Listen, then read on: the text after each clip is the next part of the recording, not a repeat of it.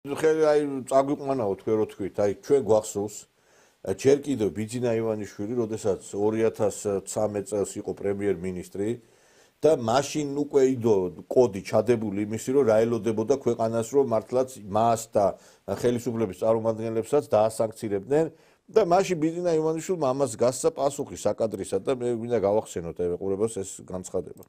და ეს კონგრესმა მოუწოდა კიდეც ასეთ მოწოდებით გამოვიდა რომ თქვენ აუცილებლად უნდა გაგიყინონ ფინანსური აქტივები. მოკლედ მე მაინტერესებს თქვენ ხომ არ იგდებთ თავს საფრთხეში, იმიტომ რომ კიდევ ერთხელ გეტყვით ეს სანქციები ითვალისწინებს ფინანსური ანგარიშების გაყინვას, რაც თქვენთვის მგონია რომ ძალიან მნიშვნელოვანია, ასევე ქონების დაყადაღებას და სავიზოს შეზღუდვებს. თავს ხომ არ იგდებთ საფრთხეში.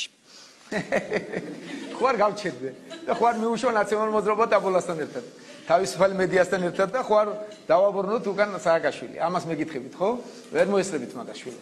არა, აღარ მოხდება. დიახ, ვერ მოესწრებით. ვიღაცას გონია ეხლა თელი აღებული აქვს მედია, რომ აი ოფშორებში ვიღაც დასანქცირდება, ბიძინა ივანიშვილის დასანქცირებული არის. უკვე რა ვიცი, აწლეულებია ბელორუსი.